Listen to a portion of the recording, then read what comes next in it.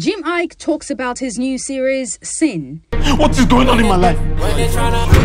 Veteran Nollywood actor Jim Iyke, in a chat with Hip TV, talks about his new series in the works. He says, the reason we created Sin was because we wanted to have a certain conversation about the drug situation. There's an advocacy behind it about the drug situation in Africa.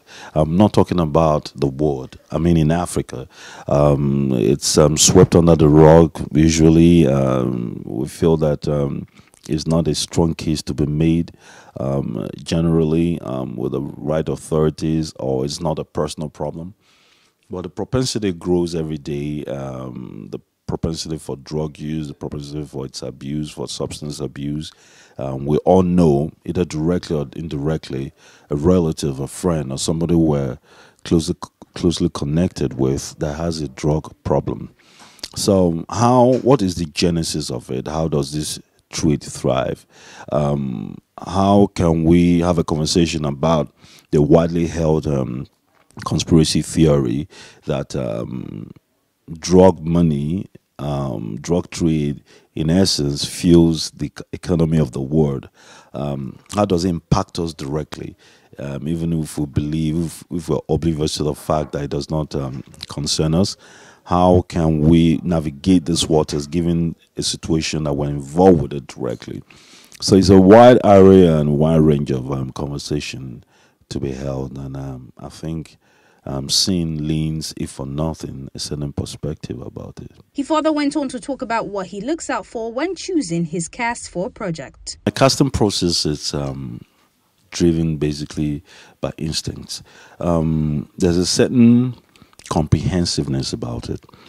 It stems from 20 years in the business. It stems from instincts that I've developed that's unmatched. It stems from the storyline that I study in-depthly. I'm always involved in the creative and writing processes of every film that I fund, because it helps me, it gives me credence to argue a case, to make a case, to understand my case. All through the tiers of its creative process. And so when I cast talents that understands evidently the fine line between craftsmanship, which is what is widely practiced in the industry, and the art, the form of art, which is rarely practiced.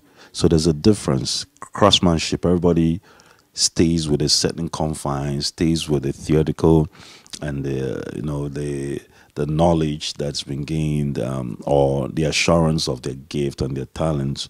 But when acting becomes an art, is a total absence of yourself, of the human element that is you.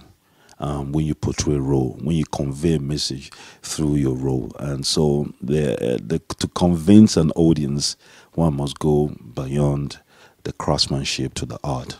And so any actor that knows how to convey that message across to the audience works with me. Speaking on actors that are stereotyped in Nollywood, Jimmy says he has suffered his own fair share of being stereotyped. When you're consistently casted in a certain role, it creates a certain tunnel vision, a certain linear approach to acting that you become known for. And every time you go outside that circle, you're judged very harshly. People don't give you credit for the effort.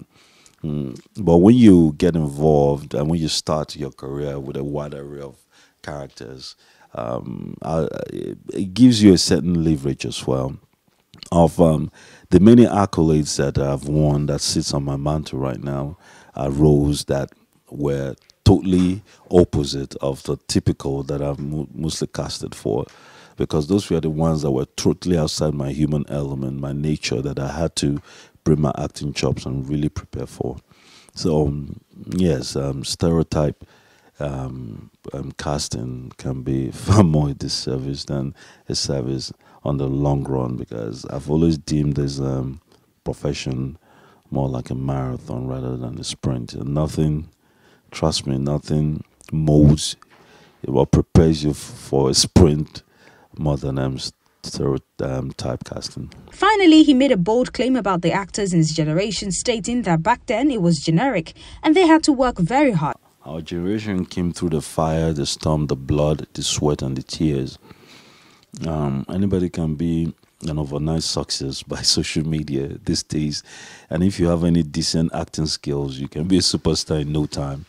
It's not to knock the hustle or the opportunities that avails itself. I'm just saying that I came from a different time where you had to piss for it, fight for it, claw for it, your way up for it, break yourself for it, remote yourself, unlearn yourself for it, learn a different self for it, impress people that are in the know and impress people that are not in the know.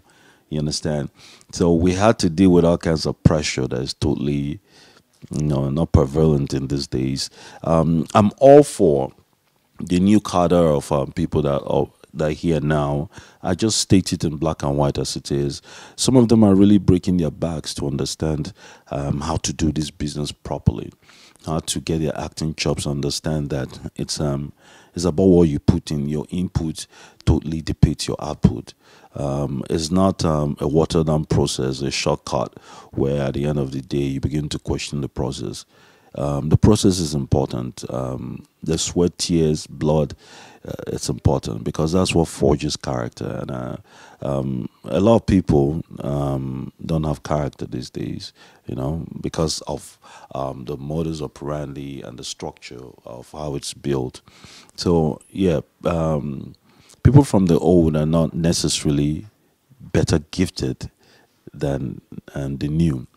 They just went through it with so much more challenges that it forged a different character, it forged a different will, a different cadre of actors. And then guys that are present in the day now that pretty much in a sense compared to the old days got it handed down on a platter of gold. So there's conversation to be had there. There's also love to be given there, and accolades to be given across both divide. Some of them are caught between both worlds. Those are the special ones. They understand what it took to make it in our time, and they also understand the opportunity that's inherent in their day now. So they merged those two worlds and they've become better for it. When they're trying to hold me, I go zoom, zoom, zoom.